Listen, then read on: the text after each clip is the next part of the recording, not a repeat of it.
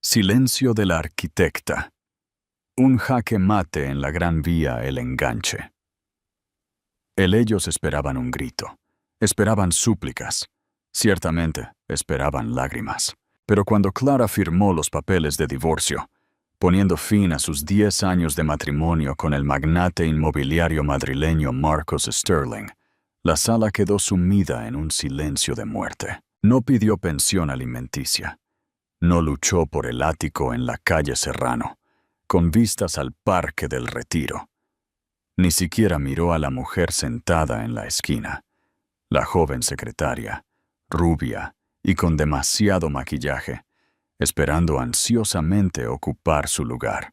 Clara simplemente tapó su bolígrafo, deslizó los documentos por la mesa de caoba maciza y salió por la puerta. Marcos se rió, pensando que había obtenido la victoria definitiva. Creyó que ella se marchaba sin nada. No tenía idea de que el hombre que la esperaba abajo no era solo un chofer. Era el único hombre al que Marcos había temido toda su vida. Y Clara, ella no era la víctima. Ella era la arquitecta de su inminente destrucción. Capítulo Point. La firma en la Castellana. La lluvia sobre el paseo de la Castellana no caía. Parecía golpear la ciudad con saña, intentando arrastrar la pátina de ambición y corrupción de Madrid. Dentro de la sala de conferencias climatizada, con paredes de cristal, de Sterling y socios, el ambiente era aún más gélido. Marcos Sterling, un hombre cuya arrogancia se medía en metros cuadrados, consultó su Rolex Daytona de platino, una pieza que valía más que la hipoteca de un piso entero en Chamberí. Suspiró ruidosamente, un sonido teatral, destinado a transmitir que su tiempo era demasiado valioso para este circo. ¿Hemos terminado ya?, preguntó, sin dirigir la mirada a su esposa, sino a su abogado, un tiburón llamado Arturo Pendergast. Sentada frente a él estaba Clara Thorne, anteriormente Clara Sterling. Llevaba una gabardina beige sencilla sobre un vestido negro. Sus manos estaban plegadas en el regazo. No llevaba joyas. El inmenso anillo de diamantes que Marcos le había regalado 10 años atrás, principalmente para presumir ante sus socios en el club de golf de La Moraleja, ya estaba sobre la mesa. Una fría roca centelleante que no significaba nada.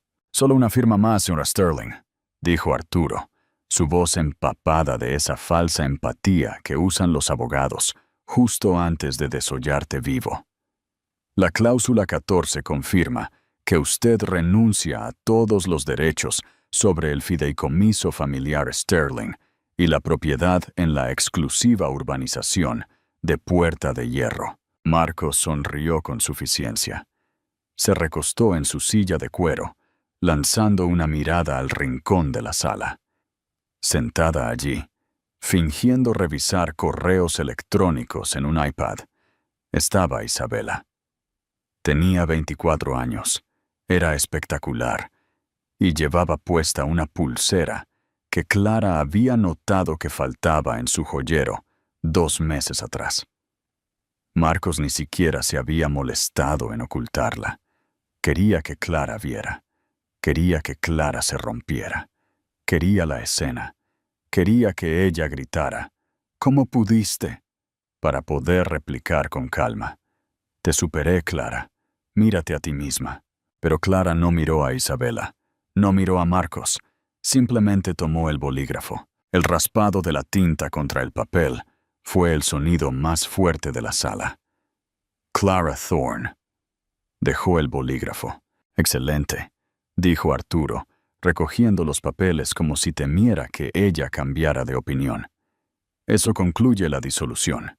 El señor Sterling se encargará de que un coche la lleve a...». Hizo una pausa, revisando sus notas. «De hecho, ¿dónde se aloja?». Marcos soltó una risa corta y cruel. «Probablemente en el viejo piso de su madre en Carabanchel. ¿O encontraste algún albergue que acepte vagabundas, Clara?». Clara se puso de pie. El movimiento fue fluido, grácil. Alisó el frente de su gabardina. Recogió su pequeño bolso de mano de cuero y finalmente lo miró. Sus ojos no estaban rojos, no estaban enfadados, estaban aterradoramente vacíos.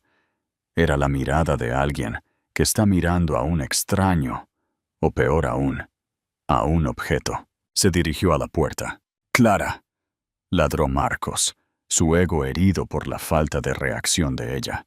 «Te estoy hablando. No te vayas. Estás saliendo de aquí sin nada. ¿Entiendes? Yo te hice. Yo compré la ropa que llevas. Sin mí, eres cero». Se detuvo con la mano en el pomo del latón. Por un segundo, la sala contuvo el aliento.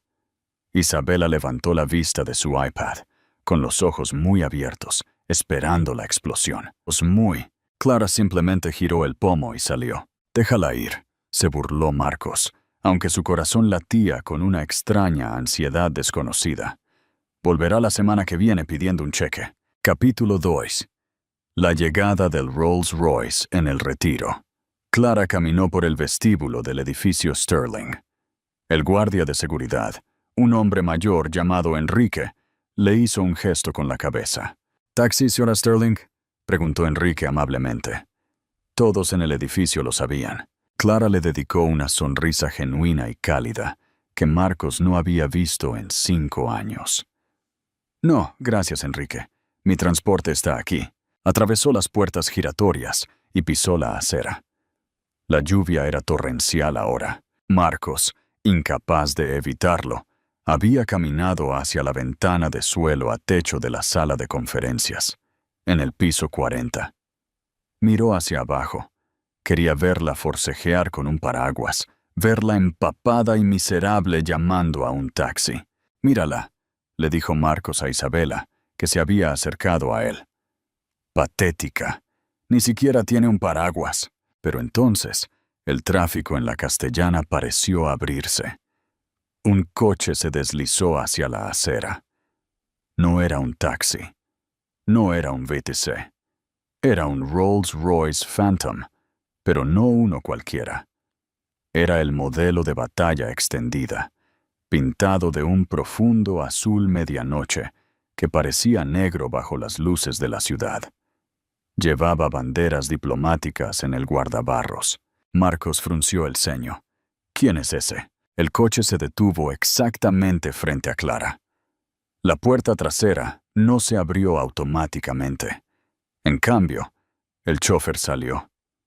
Era un hombre corpulento con un auricular, sosteniendo un enorme paraguas negro. No solo abrió la puerta, hizo una ligera reverencia, pero Clara no entró de inmediato. La ventanilla trasera se deslizó hacia abajo. Desde el piso 40, Marcos no pudo ver el rostro que estaba dentro, pero vio una mano extenderse, una mano que llevaba un distintivo anillo de sello, y tomar la mano de Clara. Entonces, la puerta se abrió completamente. Un hombre salió para recibirla.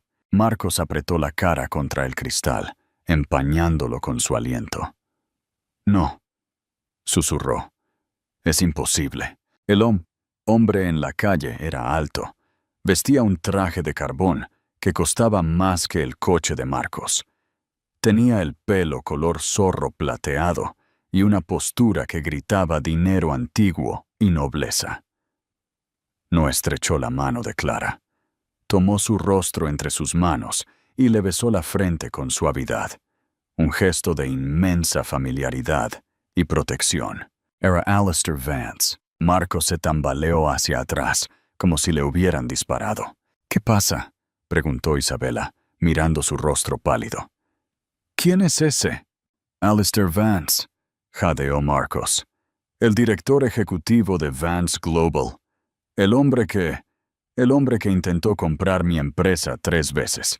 ¿Por qué está recogiendo a tu exesposa?». Marcos observó cómo Alistair sostenía el paraguas para Clara, guiándola hacia el lujoso interior de cuero del Rolls Royce, como si fuera una reina volviendo del exilio.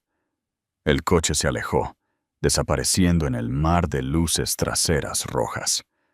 Marcos sintió un sudor frío recorrer su nuca. Clara era una don nadie, una chica de barrio que él había rescatado de un trabajo de contabilidad de nivel medio. Ella no conocía a gente como Alistair Vance. Alistair Vance era realeza en el mundo de los negocios. No se asociaba con plebeyos, a menos que... Marcos miró la mesa vacía donde yacían los papeles del divorcio. Reprodujo los últimos 10 años en su cabeza. Las cenas tranquilas donde ella lo escuchaba quejarse de los negocios. La noche que se quedó hasta tarde organizando sus archivos. La forma en que ella nunca, jamás, habló de su vida antes de él. No dijo ni una palabra, susurró Marcos, la comprensión golpeándolo como un golpe físico. No discutió. Solo firmó. Agarró su teléfono y marcó el número de su jefe de seguridad. «Johnson», ladró Marcos, con la voz temblorosa. «Quiero una verificación de antecedentes completa sobre Clara. No la que hicimos cuando nos casamos. Profundiza. Vuelve a antes de que me conociera. Quiero saberlo todo. Señor Sterling, hicimos una verificación hace 10 años. Está limpia. Padres fallecidos. Título de formación profesional». «¡Hazlo de nuevo!», gritó Marcos, arrojando un vaso de cristal contra la pared. Se hizo añicos, enviando fragmentos de vidrio hacia los tacones Louboutin de Isabela. «Porque tengo la sensación de que acabo de entregar el manual de estrategia de mi empresa al enemigo». Capítulo 3. El brindis por la venganza en el Rolls. Dentro del Rolls Royce, el silencio era diferente. Era cálido. Olía a cuero añejo y madera de cedro. Clara recostó la cabeza contra el reposacabezas y cerró los ojos, dejando escapar un aliento que sintió haber contenido durante una década. «¿Está hecho?», preguntó Alistair suavemente. Su voz era profunda, un trueno envuelto en terciopelo. «Está hecho», dijo Clara. Abrió los ojos y lo miró. «Cree que ganó, Alistair. Cree que me despojó de todo». Alistair se acercó a la nevera integrada y sacó una botella de agua mineral helada, su marca favorita, procedente de un manantial en los Pirineos. Desenroscó la tapa y se la entregó. «Marcus Sterling siempre ha sido un hombre que mira el precio y nunca el valor», dijo Alistair. «Nunca entendió quién eras. Nunca preguntó». «Nunca preguntó porque no le importaba», corrigió Clara. Tomó un sorbo de agua. Se enamoró de un reflejo de sí mismo en mis ojos. En el momento en que dejé de reflejarlo, me volví inútil para él. Alistair sonrió, una expresión afilada y peligrosa que el mundo de los negocios temía. «Bueno, Clara Thorne ha muerto oficialmente. La pobre ama de casa de Carabanchel se ha ido». Presionó un botón en la consola y un divisor se deslizó, separándolos por completo del chofer. «¿Lista para ir a casa, Lady Clara?» Clara miró por la ventana la ciudad que pasaba, la ciudad que ella había ayudado a Marcos a conquistar, corrigiendo silenciosamente sus errores, reescribiendo sus propuestas, susurrándole estrategias que él se atribuía como propias. «Aún no», dijo Clara, sus ojos endureciéndose. «Primero tenemos que hacer una parada. El banco, el depósito de seguridad bajo el nombre Doe, el que abriste la semana antes de la boda». Alistair levantó una ceja. «¿Qué hay ahí?» «Seguro», susurró Clara. «Y la escritura del terreno sobre el que está construido Sterling. Y socios». Alistair echó la cabeza hacia atrás y se echó a reír. Un sonido de puro deleite. «¿No lo hiciste?» «Olvidó renovar el contrato de arrendamiento del suelo hace 5 años», dijo Clara con calma. «Estaba demasiado ocupado con su primera aventura. Lo compré a través de una empresa fantasma. Técnicamente, a partir de esta mañana, Marcos está invadiendo mi propiedad». El Rolls Royce giró una esquina, dirigiéndose hacia el distrito financiero. El juego había comenzado, y Marcus Sterling ni siquiera sabía que ya estaba en jaque mate. Black Pawn. Capítulo 4. La fisura en el éxito. 3 días después de que se finalizara el divorcio, Marcus Sterling organizó una fiesta. No era oficialmente una fiesta de divorcio. Eso sería de mal gusto, incluso para él. Pero todos en el Club Obsidiana, cerca del Congreso, sabían exactamente lo que estaban celebrando. El Obsidiana era uno de esos lugares en Madrid donde el aire acondicionado olía a madera de oud y la cuota de socio costaba más que un Mini Cooper. Marcos estaba junto a la chimenea, agitando un vaso de Macallan de 50 años, ofreciendo una disertación. Ella quería una salida tranquila, le dijo Marcos a un pequeño círculo de sus aduladores, jóvenes corredores que querían ser él e inversores mayores que querían sus rendimientos. Lo respeté. Ya me conocen. Soy un hombre generoso. Le ofrecí la casa de la playa, pero tiene su orgullo. «Eres un santo, Marcos», gorjeó Isabela, colgando de su brazo. Llevaba un vestido rojo demasiado brillante para el ambiente sombrío y de dinero antiguo del club. La mayoría de los hombres lo habrían alargado en los tribunales. «Se trata de eficiencia», dijo Marcos, tocándose la sien. «Cortar el peso muerto. Sterling y Socios está entrando en una nueva era. Tenemos el proyecto de la Torre Centro, que comenzará el mes que viene. Sin distracciones». Un silencio cayó sobre el grupo cuando se acercó un hombre. Era Julian Banks, el editor de la sección de negocios del Manhattan Chronicles, ahora Madrid Crónicas. No era un adulador, era un tiburón que olía a sangre. «Marcos», dijo Julián, rechazando la bebida que le ofrecieron. «Interesante narrativa, pero estoy escuchando rumores sobre la partida de tu exesposa». Marcos se puso rígido. «¿Rumores?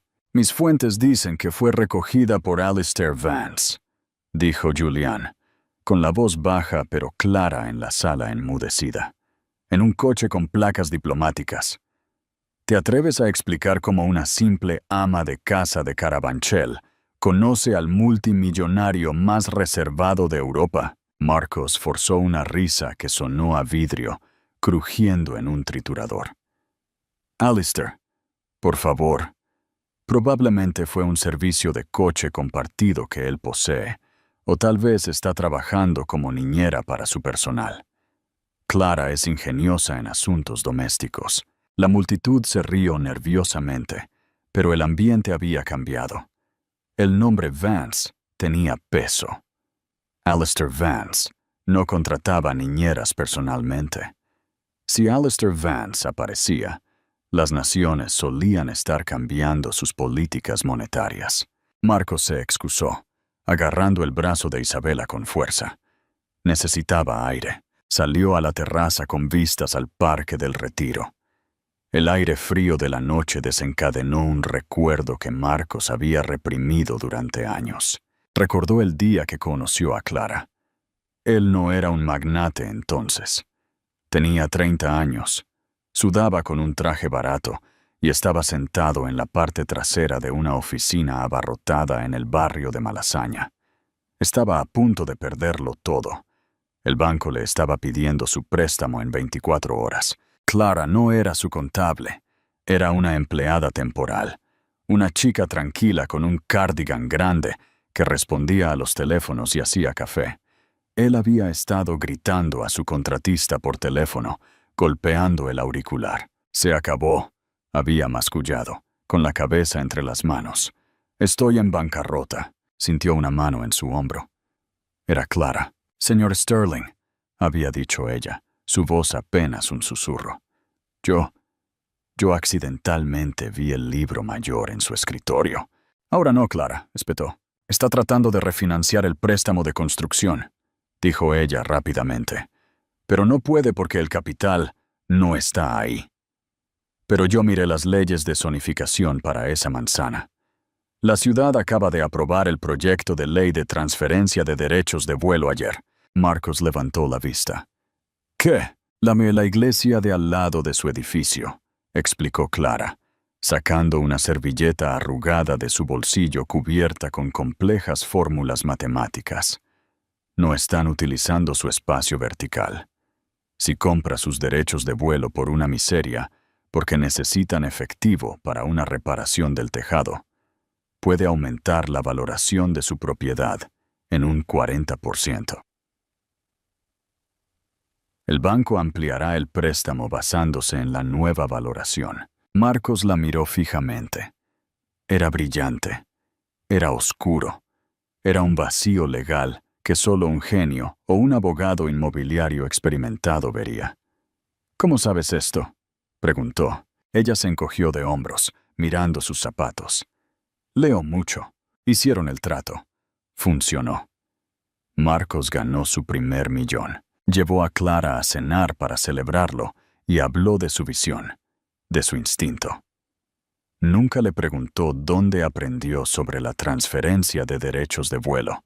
Simplemente la contrató. Durante la siguiente década, el patrón se repitió. El trato en Dubái. Clara hablaba árabe con fluidez. Él nunca preguntó por qué. Y encantó a la madre del jeque mientras Marcos se tropezaba con el contrato. La auditoría fiscal de 2018. Clara produjo una caja de documentos que los exoneraron por completo, utilizando fideicomisos en las Islas Caimán, que Marcos ni siquiera sabía que existían. Se convenció a sí mismo de que ella era solo una gran asistente, luego una gran esposa. Nunca se permitió pensar que ella era el motor. Porque si ella era el motor, ¿qué era él? Tipchita, de vuelta al presente, en la terraza. Marcos se sacudió el recuerdo. Era una empleada temporal, susurró al viento. No es nada. Marcos, Isabela le tocó el hombro. Tu teléfono está vibrando. Miró hacia abajo. Era Arturo, su abogado. Será mejor que sea bueno, Arturo. Estoy en el club. Marcos, tienes que venir a la oficina. La voz de Arturo temblaba. Son las 9 p.m. de un viernes. Marcos, los servidores se están borrando. Alguien inició un código de purga remota. ¡Detente!, gritó Marcos. ¿Quién tiene autorización para hacer eso? Solo yo tengo la clave maestra. El registro dice que la orden fue autorizada por Admin 0, dijo Arturo. Marcos, ¿quién es Admin 0? Marcos sintió que la sangre se le drenaba del rostro. Admin 0. Era el nombre de usuario predeterminado que Clara había configurado cuando construyó su infraestructura digital hacía años. Nunca lo había cambiado porque no sabía cómo hacerlo. Voy para allá, dijo Marcos. Aún no lo sabía. Pero la mujer nada estaba a punto de desmantelar su vida. Ladrillo dorado por ladrillo dorado. Capítulo 7: el desmantelamiento y la deuda silenciosa. El sábado por la mañana amaneció con una niebla gris y opresiva sobre Madrid. Para cuando Marcos irrumpió en la sede de Sterling y socios en la calle Alcalá, el daño ya era catastrófico. El departamento de informática estaba sumido en el caos. Los monitores parpadeaban con pantallas azules de error. Los analistas jóvenes estaban sentados, aterrorizados. ¡Informe!, ladró Marcos, irrumpiendo en la sala de servidores. Su director de tecnología, un hombre llamado David, que generalmente se veía engreído, estaba empapado en sudor. No es un hackeo, señor, dijo David, sus dedos volando sobre un teclado que no respondía. Es una revocación de licencia. Habla en cristiano. El software que usamos para la gestión de propiedades, el algoritmo propietario que predice las tendencias del mercado, incluso las claves de cifrado de correo electrónico. Todo estaba licenciado a Sterling y socios por un proveedor externo llamado Cicero Solutions. Nunca oí hablar de Cicero Solutions, escupió Marcos. Construimos ese software internamente. Eso decían los registros, tartamudeó David. Pero a medianoche, Cicero Solutions revocó nuestras claves de usuario debido a una violación de los términos de servicio. La violación citada es cambio de control de gestión. Marcos se quedó helado. Cicerón. Clara amaba la historia romana. Solía leerle discursos de Cicerón en la cama para ayudarlo a dormir. «Dame la información de contacto de este Cicero Solutions», exigió Marcos. David abrió un archivo en su tableta. «Es una empresa fantasma registrada en Zúrich. El firmante es un bufete de abogados, Vance y Asociados».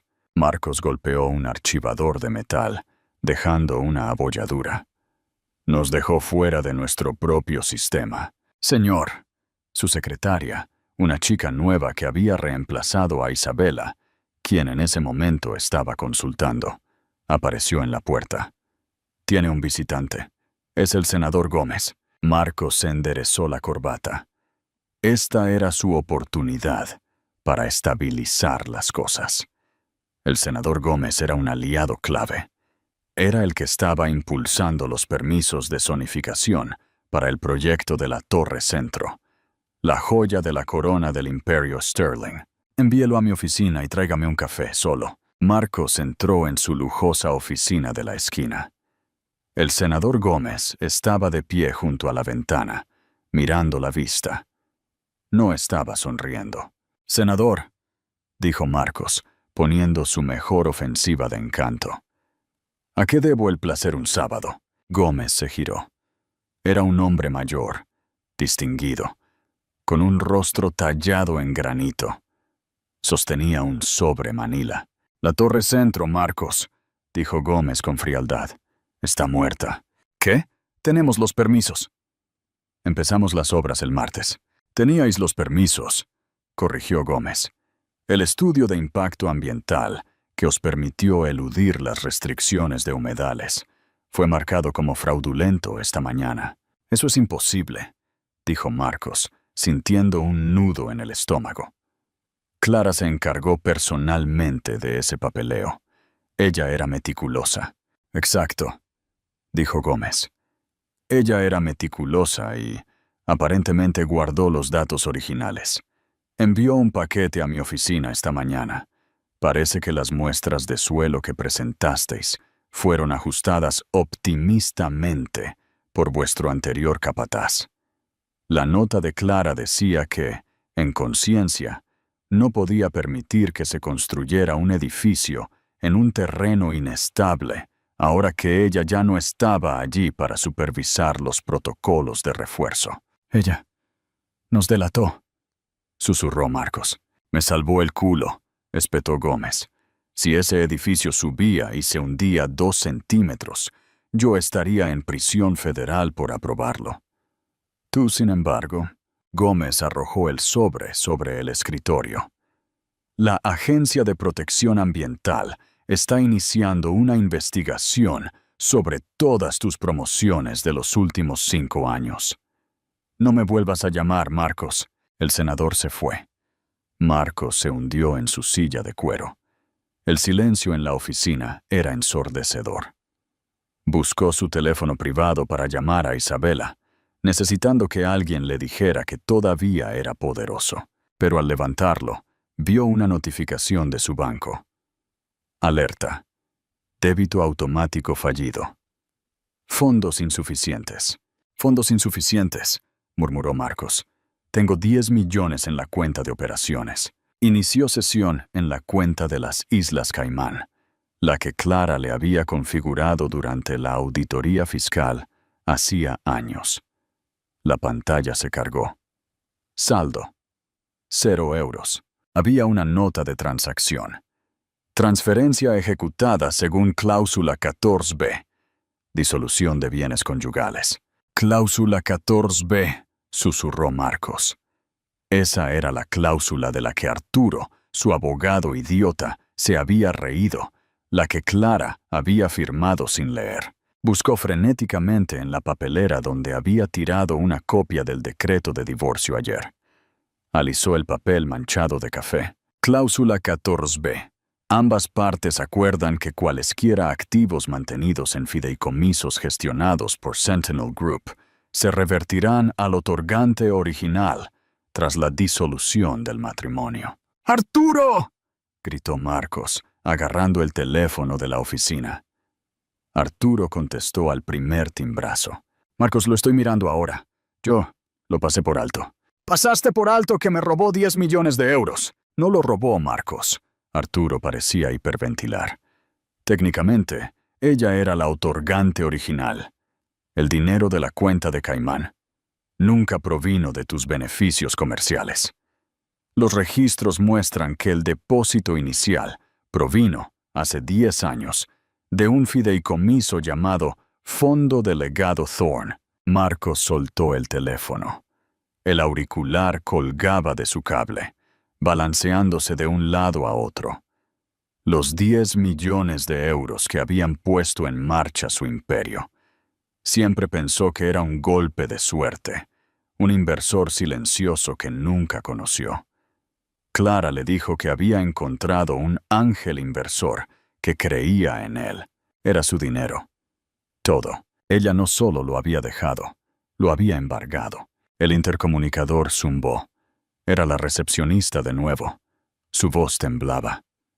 Señor Sterling, hay gente aquí para verlo. Si es la prensa, diles que se vayan al infierno. No es la prensa, señor. Es el departamento del sheriff, policía judicial, y una representante de Vance Global Real Estate. Marcos salió al vestíbulo como un hombre que camina hacia el cadalso. De pie, había un ayudante sosteniendo un papel, y junto a él, una mujer con un traje gris afilado. Parecía eficiente y despiadada. Señor Sterling, dijo la mujer, soy Elena, quiero decir, soy la señora Croft, en representación de los nuevos propietarios. Yo soy dueño de este edificio, gruñó Marcos. Usted es dueño del acero y el cristal, corrigió la señora Croft. Pero, como sabrá, el contrato de arrendamiento del suelo debajo de este edificio expiró hace 5 días. Usted no lo renovó. Mi cliente, el señor Vance, actuando en nombre de la señora Thorne, compró los derechos del suelo esta mañana. Sostuvo un documento. Esta es una orden de desalojo. Tiene 48 horas para desalojar las instalaciones, o comenzaremos a cobrar una tarifa de intrusión de 50.000 euros por hora. Marcos miró alrededor del vestíbulo. Sus empleados estaban mirando. Los guardias de seguridad estaban mirando. El policía estaba mirando. Se dio cuenta entonces de que Clara no solo lo había dejado. Había pasado los últimos 10 años construyendo una jaula a su alrededor, y él había sido demasiado arrogante para escuchar el clic del candado al cerrarse. Capítulo 6. El diamante y la costa amalfitana. Mientras tanto, en la costa amalfitana, la escena era un marcado contraste con el caótico Wall Street. Ahora, el distrito financiero de Madrid. El sol se ponía sobre el Mediterráneo, pintando el cielo en tonos violetas y dorados. Un superyate masivo, The Silent Queen, estaba anclado en la bahía. En la cubierta de popa, Clara estaba sentada con un vestido de lino blanco, con los pies recogidos bajo ella. Alistair Vance salió de la cabina, llevando 2 copas de rosado vintage. Se veía relajado. La tensión de Madrid estaba a kilómetros de distancia. Tituch, mi equipo me dice que se entregó la orden de desalojo, dijo Alistair, entregándole una copa. Y el senador Gómez lo ha denunciado públicamente. Clara tomó la copa, mirando el líquido ámbar. No sonrió. Su rostro estaba tranquilo, casi triste. Intentará luchar, dijo Clara. Marcos es un animal acorralado ahora. Intentará aprovechar las conexiones sociales que cree tener. Totoboa no tiene conexiones, Clara, le recordó Alistair, sentándose frente a ella. Tú eras la conexión. Tú eras la que recordaba los cumpleaños, la que enviaba los regalos, la que encubría las aventuras para que las esposas de sus inversores no se volvieran contra él. Sin ti, Es solo un hombre en un traje vacío. Clara tomó un sorbo. Queda una cosa. La gala. Alistair asintió lentamente. La gala del Met la semana que viene. Él es copresidente. Tiene que estar allí, dijo Clara, y planea subastar el diamante Sterling para obtener capital y salvar a la empresa. ¿El diamante que te dio? El que recuperó, corrigió Clara. Cree que vale 5 millones. Es el único activo que le queda que no está congelado. Alistair se inclinó hacia adelante, con un brillo travieso en los ojos. Supongo que tienes un plan para eso. Clara finalmente sonrió. Era una sonrisa peligrosa. El diamante es falso, Alistair. Vendí el auténtico hace 5 años para pagar su deuda de juego en Macao, para que las triadas no le rompieran las piernas. Lo reemplacé con una réplica de circonita cúbica. Alistair se echó a reír a carcajadas, un sonido de puro deleite. Va a intentar subastar un trozo de vidrio a la gente más rica de Nueva York. Y yo, dijo Clara, levantándose y caminando hacia la barandilla para mirar el mar. Voy a estar en la primera fila cuando el tasador le ponga su lupa. Entonces volvemos a Nueva York, dijo Alistair, de pie a su lado. Sí, susurró Clara. Un último baile. Capítulo 7. La subasta del engaño. El desenlace público. La noche de la gala del Met. O la gran gala de la Fundación Reina Sofía, en nuestra versión. Era un campo de batalla de seda, diamantes y egos. Pero para Marcus Sterling, era una lucha por la supervivencia. Marcus estaba en una suite del Hotel Ritz. No podía ir a casa porque las cerraduras de su ático habían sido cambiadas por la nueva administración, Vance Global. Sus tarjetas de crédito seguían congeladas. Había tenido que empeñar su reloj Daytona de platino solo para pagar la suite y el alquiler del smoking. No importa, murmuró Marcos para sí mismo, ajustándose la pajarita en el espejo. Se veía demacrado. El estrés de las últimas 48 horas había tallado líneas profundas en su rostro. Esta noche vendo el diamante. 5 millones, conservador. Tal vez 10 con la guerra de ofertas adecuada. Tomo el efectivo. Huyo a territorio sin extradición y reconstruyo. Isabela estaba sentada en la cama, revisando su teléfono. Aún no lo había dejado, pero solo porque no creía que estuviera realmente en la ruina. Hombres como Marcus Sterling no se arruinaban, solo tenían problemas de liquidez. ¿Vamos?, espetó. La alfombra roja se abrió hace 20 minutos. No voy a entrar cuando lleguen los de segunda fila. Vamos, dijo Marcos, agarrando la caja de terciopelo de la caja fuerte. La abrió. El diamante Sterling, una mole talla esmeralda de 50 quilates, brillaba bajo las luces del hotel. Parecía pesado. Parecía caro. Parecía la salvación. Cerró la caja de golpe. Vámonos. La alfombra roja. Las escaleras del Palacio de Cibeles. Cuando la limusina de alquiler de Marcos se detuvo, salió esperando el rugido habitual de «Sir Sterling. Sir Sterling». En cambio, los fotógrafos estaban distraídos. Un silencio había caído sobre la multitud, seguido de una erupción frenética y caótica de disparos de cámara que sonaron como fuego de ametralladora. «¿Quién es?», preguntó Isabela, estirando el cuello, molesta porque los objetivos no la apuntaban a ella. «Un Bugatti. La voiture noire negro, un coche tan raro que era prácticamente un mito. Se había detenido en la base de las escaleras. Se abrió la puerta. Primero salió Alistair Vance. Parecía un rey moderno con un esmoquín azul medianoche. La multitud jadeó. Alistair Vance no había asistido a una gala pública en 15 años, pero luego se giró y ofreció su mano a la pasajera. Clara emergió. El aire abandonó los pulmones de Marcos. Se había ido la gabardina beige. Se había ido la esposa invisible. Clara llevaba un vestido de plata líquida que se aferraba a su silueta como una armadura. Era atrevido y regio. Alrededor de su cuello no llevaba diamantes, solo una sencilla cinta negra y fina con una única llave antigua de plata colgando de ella. Parecía peligrosa. Parecía libre. «¡Es Clara!», gritó un reportero. «¡La señora Sterling!», gritó otro. Clara se detuvo en el segundo escalón. Miró directamente al banco de cámaras.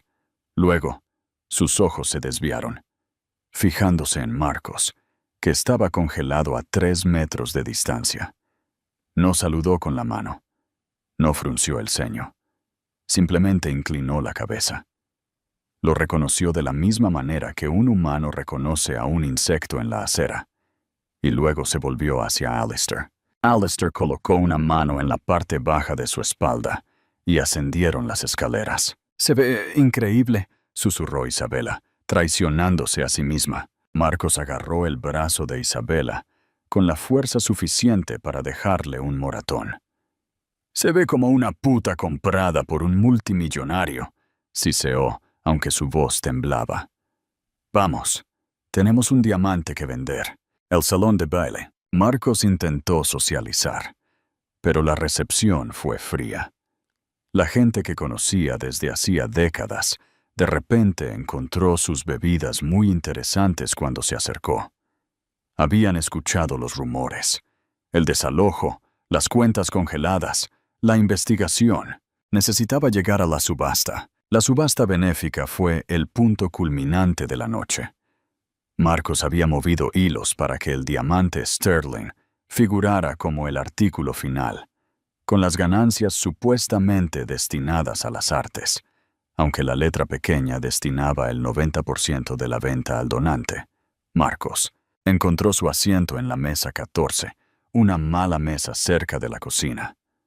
Clara y Alistair estaban en la mesa 1, en el centro del escenario, sentados junto al alcalde y el editor en jefe de Vogue España. «¿Por qué está con ella?», susurró Marcos obsesivamente a Isabela. «Es un recluso. Odia a la gente». «¿Por qué Clara?». Isabela ya había tenido suficiente. «Tal vez porque ella escucha. No me has hecho ni una sola pregunta sobre mi vida en 3 años, Marcos». «Ahora no, Isabela». Las luces se atenuaron. El subastador, un hombre con voz atronadora, tomó el podio. «Damas y caballeros, llegamos a nuestro lote final. Generosamente donado por el señor Marcos Sterling, el diamante Sterling». Un foco iluminó el pedestal giratorio en el escenario. El diamante brilló violentamente. «La puja comienza en 2 millones de euros». «¡2 millones!», gritó una voz. «¡3! ¡4 millones!». Marcos sintió que su corazón se reiniciaba. Estaba funcionando. La codicia estaba superando los rumores. La gente quería la roca. «5 millones», gritó una voz desde el frente. La sala se quedó en silencio. Era Alistair Vance. No se había dado la vuelta. Solo levantó su paleta. «Tengo 5 millones del señor Vance», tartamudeó el subastador. «¿Escucho 6? Marcos sudó. Si Alistair lo compraba, sería una dulce ironía. Tomaría el dinero de Alistair y lo usaría para destruirlo. 6 millones. Marcos hizo una señal a un cómplice en la audiencia. Necesitaba subir el precio. 10 millones, dijo Alistair con calma. Los jadeos llenaron la sala. Marcos se aferró a la mesa. 10 millones. Eso era suficiente para arreglarlo todo. Podía empezar de nuevo en Londres. Podía desaparecer. 10 millones, a la una. 15 millones. La voz de Clara resonó en la sala. Marcos se levantó a medias. ¿Estaba pujando? ¿Con qué dinero? ¿Con su dinero? «Clara, ¿qué estás haciendo?», preguntó Alistair en voz baja, lo suficientemente bajo para que solo ella lo oyera. «Clavando el último clavo», susurró ella. «15 millones de la dama de plata», dijo el subastador, sudando ahora. 20 millones, replicó Alistair, pujando contra su propia pareja. La sala estaba eléctrica. Era una pelea de amantes escenificada en millones. «¡Vendido!», El subastador golpeó el mazo antes de que nadie más pudiera respirar. Al señor Alistair Vance por 20 millones de euros. La sala estalló en aplausos. Marcos se dejó caer en su silla, eufórico. 20 millones. Había ganado. Miró a Isabela, sonriendo como una calavera. Te lo dije, soy intocable. Pero Alistair Vance se estaba levantando. Caminó hacia el escenario, tomando el micrófono del aturdido subastador. Gracias, dijo Alistair, su voz llenando el cavernoso salón. Sin embargo, dada la cuestionable reputación financiera del donante, recientemente reportada en la prensa, debo insistir en una autenticación inmediata antes de la transferencia de fondos. Marcos se congeló. ¿Qué? ¡Está autenticado! ¡Tengo los papeles! Los papeles pueden ser falsificados, dijo Alistair con suavidad. Casualmente, he traído a uno de los principales gemólogos del mundo como invitado, Dr. Serrano. Un hombre pequeño con gafas gruesas se levantó de la mesa 1. Subió al escenario, sacando una lupa y un probador de conductividad térmica de su bolsillo. «¡Esto es un ultraje!», gritó Marcos poniéndose de pie. «Si es real, Marcos, no tienes nada que temer», intervino Clara. Permaneció sentada, girando su silla para mirarlo. Su voz era tranquila, amplificada por el silencio de la sala. «Deja que el hombre pruebe la piedra». Marcos miró el diamante. Lo había comprado hacía 10 años. Lo había guardado en una caja fuerte. Tenía que ser real. El gemólogo tocó la sonda con la piedra. ¡Pip! La sala esperó. El gemólogo frunció el ceño. Respiró sobre la piedra. Miró a través de su lupa. Luego miró a Alistair. Luego a la audiencia. «Esto no es un diamante», anunció el gemólogo. «Es circonita cúbica de alta calidad. Valor, aproximadamente 200 euros». El silencio fue destrozado por un único jadeo horrorizado de la multitud, seguido por un rugido de risa y sorpresa. Marcos se quedó allí, su mundo girando. «¡Es una mentira! ¡Ella lo cambió! ¡Ella robó el verdadero!», señaló con un dedo tembloroso a Clara. Clara se puso de pie lentamente. Caminó hacia él, encontrándolo en el centro de la sala bajo los candelabros. «No lo robé, Marcos», dijo, su voz clara. «Lo vendí». «¿Qué tú qué?» «Hace 5 años», dijo Clara. «Estabas en Macao. Apostaste las cuentas de la empresa en una mano de baccará. Perdiste. Las triadas te iban a matar. Me llamaste llorando, rogándome que lo arreglara. ¿No lo recuerdas? Yo lo arreglé yo mismo. Conseguí un préstamo». «No podías conseguir un préstamo», dijo Clara, con lástima en sus ojos. «Nadie te prestaría». «Llevé el diamante a una casa de empeño en Hong Kong. Lo vendí por 4 millones. Envié el dinero al casino. Salvé tu vida, Marcos. Y reemplacé la piedra con una falsificación porque sabía que solo te importaba cómo se veían las cosas, no lo que valían. Nunca lo miraste de cerca, al igual que nunca me miraste a mí». La sala estaba en silencio total. La humillación era absoluta. Marcos Sterling no solo había intentado vender un diamante falso.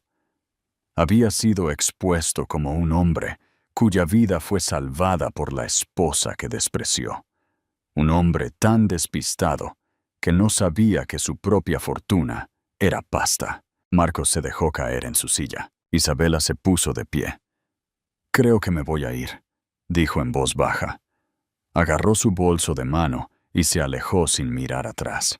Marcos estaba solo. Capítulo 8. La caja negra y la trampa de papá. Las consecuencias de la gala no fueron un escándalo. Fue una autopsia. A la mañana siguiente, el video de la revelación de la circonita tenía 50 de visitas. El meme del rostro de Marcos cuando habló el gemólogo estaba en todas partes, pero para Clara, la victoria se sentía vacía. Estaba sentada en la biblioteca de la casa de Alistair, un santuario de libros y fuego. Alistair entró con una bandeja con té. «El fiscal acaba de llamar», dijo Alistair. «Lo están acusando de intento de fraude por la subasta, además de los cargos ambientales». Clara asintió, mirando el fuego. «Se acabó». «No del todo», dijo Alistair, sentándose frente a ella. «Todavía está luchando. Te está demandando por el robo del diamante original. Alega que actuaste sin su autoridad. No tiene pruebas. No necesita pruebas para arrastrarte por el barro, Clara. Está desesperado». Alistair hizo una pausa. «Es hora de que me cuentes el resto». Clara levantó la vista. «¿El resto? Tú y yo. Tenemos una sociedad», dijo Alistair con cuidado. «Te ayudé por quién era tu padre. Porque Arturo Thorne fue el único hombre en esta ciudad que me trató con amabilidad cuando yo era un portero inmigrante y sin dinero en la universidad». Esta era la verdad que Alistair guardaba. El padre de Clara, Arturo, no era un don nadie. Era un brillante profesor de economía que murió en la oscuridad porque sus ideas fueron robadas por el jefe de su departamento. Alistair había sido el conserje que limpiaba la pizarra de Arturo. Arturo le había enseñado a Alistair inglés, economía y honor. Cuando Arturo murió, Alistair juró velar por su hija. «Sé que me ayudaste por papá», dijo Clara, «pero hay algo que no te he contado sobre Marcos». «Jack, Marcos no solo me robó ideas», dijo Clara, con la voz temblorosa. «Robó el libro negro». Alistair se congeló. «¿El cuaderno de Arturo? ¿El que tu padre afirmaba que contenía el algoritmo para la predicción perfecta del mercado?» Pensé que era un mito. Pensé que se había perdido en el incendio que lo mató. «No se perdió», susurró Clara. «Lo salvé. Tenía 18 años. No entendía las matemáticas. Cuando conocí a Marcos, se lo mostré. Pensé que era brillante. Pensé que podía decodificarlo». Clara se levantó, paseando por la habitación. No pudo decodificarlo. No es lo suficientemente inteligente. Pero usó partes, las partes que yo le expliqué, para construir Sterling y Socios. Por eso la empresa funcionó. Por eso me necesitaba. Yo era la traductora del libro. «¿Y dónde está el libro ahora?», preguntó Alistair, con la voz intensa. «Ese es el problema», dijo Clara. «No lo tengo». Los ojos de Alistair se abrieron de par en par. «Cuando me fui», dijo Clara, «vacié la caja fuerte. Tomé el efectivo, las escrituras, las joyas, pero el libro no estaba allí». Marcos lo movió. «Si tiene ese libro», dijo Alistair oscuramente, «y encuentra a alguien más que lo traduzca, alguien sin escrúpulos, podría desestabilizar todo el mercado. Podría causar daños por miles de millones solo para salvarse. No contratará a otra persona», dijo Clara. «Está demasiado paranoico. Intentará usarlo él mismo. Y ese es el peligro. El algoritmo tiene un mecanismo de seguridad. Mi padre escribió que si usas las variables incorrectamente, no solo predice una caída, provoca una». Alistair se levantó abruptamente. «Tenemos que encontrarlo ahora». Capítulo 9. La última parada en Usera. La última resistencia de Marcos. Marcos ya no estaba en un hotel. Estaba en el único lugar que le quedaba, un viejo almacén abandonado en el distrito de Usera, que había comprado hacía años bajo un nombre falso para almacenar importaciones ilegales de marfil. Otro esqueleto en su armario. Estaba sentado en una mesa de metal oxidada.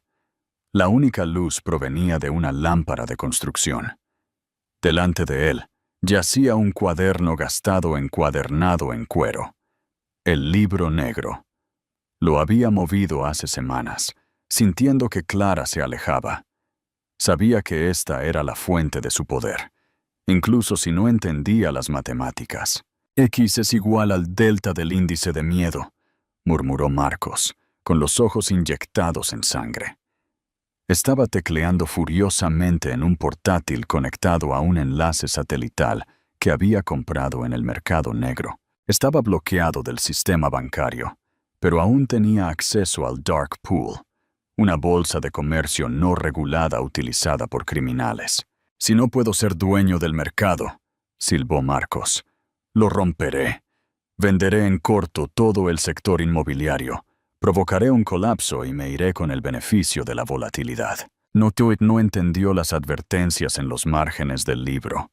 No leyó la nota que el padre de Clara había escrito en tinta roja: no invertir la variable sin un estabilizador. Marcos tecleó el código. Estaba a punto de ejecutar una operación, apalancando activos que no tenía, usando el algoritmo para engañar al sistema, haciéndole creer que tenía billones en liquidez. «Muere Clara», susurró. «Muere Alistair. ¿Quieres arruinarme? Llevaré al mundo entero conmigo». Su dedo se cernió sobre la tecla Enter. De repente, la pesada puerta de hierro del almacén gimió. Marcos se giró, sacando un pequeño revólver del bolsillo de su chaqueta. Ya había perdido la cordura. ¿Quién está ahí? Una silueta estaba en el umbral, enmarcada por la lluvia exterior. «Deja el portátil, Marcos», dijo Clara. Entró en la luz. Estaba sola, o eso parecía. «Tú», se burló Marcos, «viniste a regodearte». «Vine a evitar que provoques una recesión global», dijo Clara con calma. «No sabes lo que estás haciendo. Esa fórmula no es un arma, es una balanza. Si la fuerzas, se rompe». «¿Crees que eres tan inteligente?» Marcos se rió, blandiendo el arma. «Tú y tu padre conserje». «Sí, lo busqué después de que te fuiste». «Arturo Thorne, el profesor chiflado». «No estaba chiflado», dijo Clara, acercándose. «Estaba asustado. Tenía miedo de hombres como tú». «Quédate quieta». Marcos amartilló el arma. «Voy a presionar esta tecla. Voy a poner en corto la red. Seré multimillonario al amanecer y tú serás polvo». «Marcos, mira el portátil», dijo Clara suavemente. «No intentes engañarme. Mira la batería, Marcos». Marcos miró la pantalla. El icono de la batería parpadeaba en rojo, pero lo que era más importante, la barra de señal, estaba muerta. «¿Qué?», tecleó frenéticamente las teclas. No había conexión. «¿Cómo?», gritó Marcos. «Alistair es dueño de la compañía satelital que estás tratando de usar», dijo Clara. «Cortamos la señal hace 2 minutos». Marcos se quedó mirando la pantalla. La operación había fallado. No tenían nada. El libro era inútil sin la conexión. El arma pesaba en su mano. «Se acabó», dijo Clara. «La policía está afuera. Alistair está con ellos. Baja el arma». Marcos miró el arma. Miró a Clara. Miró el libro negro. Por un segundo, Clara pensó que podría voltear el arma hacia sí mismo. La desesperación en sus ojos era profunda. Pero Marcos Sterling fue un cobarde hasta el final. Dejó caer el arma. Se estrelló contra el hormigón. «No fue mi culpa», sollozó, cayendo de rodillas. «El mercado, la presión. No me apoyaste lo suficiente, Clara. Me obligaste a hacer esto». Clara se acercó. No lo miró. Pasó junto a él y recogió el cuaderno de cuero. Lo desempolvó suavemente. «Adiós, Marcos», dijo. Salió a la lluvia mientras el equipo de asalto entraba. No miró hacia atrás mientras lo esposaban, escuchando sus gritos de cómo él era la víctima, cómo él era el genio, cómo todos lo habían traicionado. Clara subió a la parte trasera del Rolls Royce, donde Alistair la estaba esperando. «¿Lo tienes?», preguntó él. Ella levantó el libro. «¿Y él? Está vivo», dijo Clara. «Irá a prisión por mucho tiempo, pero está vivo». Alistair le hizo una señal al chofer. «¿A dónde vamos?». Clara miró el libro en su regazo. Queda una cosa por hacer. El giro final. ¿Qué giro?, preguntó Alistair. El que mi padre planeó hace 20 años, dijo Clara, abriendo el libro en la última página. La entrada que nunca le mostré a Marcos. Señaló un conjunto de coordenadas y un número de cuenta bancaria. Marcos no solo construyó su empresa con ideas robadas, dijo Clara. La construyó sobre una trampa. Mi padre sabía que alguien robaría esto. Construyó una píldora venenosa en la estructura financiera de cualquier empresa que utilizara estas fórmulas. ¿Qué significa eso? Significa... Clara sonrió, y por primera vez se veía verdaderamente en paz. Que, técnicamente, Sterling y Socios ha pertenecido legalmente al patrimonio Arturo Thorne desde el momento en que Marcos hizo su primer millón. Él nunca fue dueño. Solo estuvo trabajando para mí todo el tiempo. Alistair se rió, un sonido de pura incredulidad. ¿Eres dueña de todo? Soy dueña de todo, dijo Clara. Y mañana voy a disolverlo y darle cada céntimo a la gente que estafó. El coche se alejó hacia la noche madrileña, dejando los restos de Marcus Sterling en el espejo retrovisor. Epílogo. La deuda pagada y el jardín del retiro. La sentencia de Marcus Sterling fue el evento televisado del año. El hombre que una vez afirmó ser dueño del horizonte madrileño se redujo a recluso 740, de pie ante el juez, con un mono naranja brillante. Escaneó la sala del tribunal en busca de aliados. Su abogado había sido inhabilitado. Su amante había huido a París y solo encontró a Clara sentada en la última fila. 25 años, declaró el juez. Marcos gritó un sonido crudo de incredulidad mientras los alguaciles lo arrastraban. No estaba pidiendo clemencia. Estaba gritando porque se dio cuenta de que el mundo finalmente había dejado de escucharlo. 3 meses después, Clara lo visitó en el centro penitenciario de Soto del Real. Detrás del plexiglas, Marcos parecía hueco, despojado de sus trajes caros y su arrogancia. «Clara», susurró al receptor del teléfono, «tienes los activos. Usa el dinero para conseguirme una apelación. Si me sacas, te dejaré ser la directora ejecutiva. Podemos reconstruir». Clara se inclinó hacia adelante, su expresión tranquila. «No hay empresa, Marcos. Disolví Sterling y Socios la mañana después de tu sentencia». Marcos se congeló. «¿Qué tú qué?» «Vendí los edificios. Liquidé las cuentas», explicó Clara sin piedad. «Y no me quedé con un céntimo. Establecí un fondo de restitución. Cada contratista al que estafaste, cada familia que desalojaste, cada inversor al que defraudaste, todos recibieron un cheque la semana pasada. Reembolso completo». «¡Lo regalaste!», lloró Marcos, golpeando el puño contra el cristal. «¡Mi legado! ¡Lo quemaste!». «Lo arreglé», corrigió Clara, levantándose. «Estás libre de deudas, Marcos.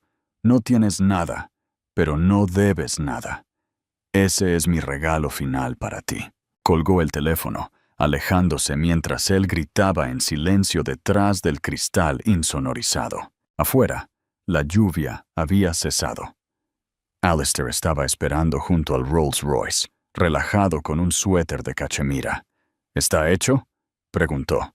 «Está en silencio», respondió Clara, sintiendo que un peso desaparecía de sus hombros. «Mi piloto está en espera para Londres», dijo Alistair. «O hay un viñedo en la Toscana que ha estado gestionando mal su suelo durante años. Estaba pensando que podríamos ir a arreglarlo». Clara sonrió, la primera sonrisa verdadera de su libertad. «Olvida Londres.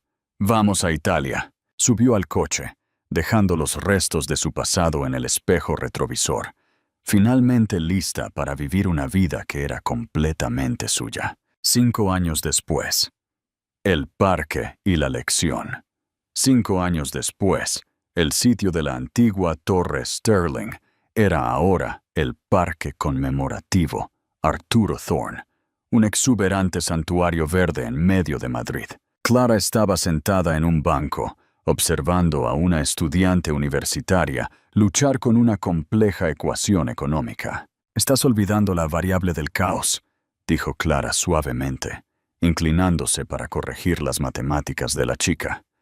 «El pánico siempre eleva al cuadrado el resultado». La estudiante levantó la vista, con los ojos muy abiertos.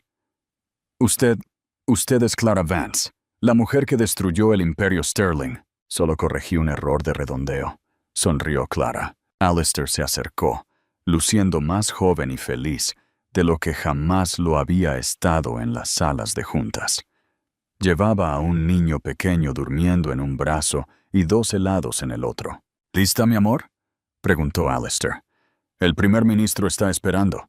Dice que solo el algoritmo Thorne puede arreglar el mercado inmobiliario de Londres». Mientras caminaban hacia el helicóptero que esperaba, una alerta de noticias apareció en el teléfono de la estudiante.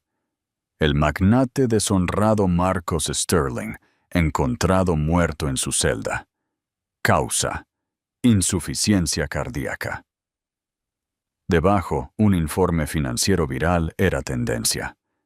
Documentos revelan que Alistair Vance transfirió el 51% de su empresa a Clara el día de su boda.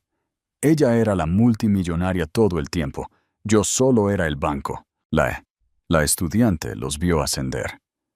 Clara no solo se había marchado en la limusina de un multimillonario aquella noche lluviosa. Ella había estado conduciendo el coche todo el tiempo. Interacción.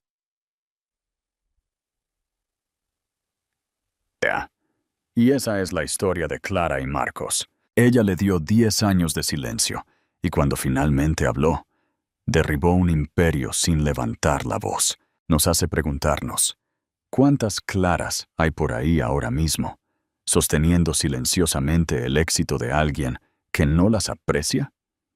¿Y qué pasaría si decidieran simplemente marcharse? Pregunta de interacción 1. ¿Crees que la venganza de Clara fue demasiado dura? ¿O Marcos se llevó exactamente lo que merecía? Pregunta de interacción 2. Si hubieras estado en su lugar, ¿habrías devuelto el dinero a los estafados o te habrías quedado con los miles de millones para ti? Déjame tu opinión en los comentarios de abajo. Leo absolutamente todos. Si disfrutaste de esta historia de justicia, venganza y brillantez secreta, por favor, dale al botón de me gusta, like. Realmente ayuda a que la historia llegue a más gente. Y no olvides suscribirte y activar la campana para que no te pierdas nuestra próxima historia sobre un marido infiel que se dio cuenta demasiado tarde de que su esposa era su jefa. Gracias por leer. Y recuerda, el silencio no siempre es debilidad. A veces es solo recargar el arma.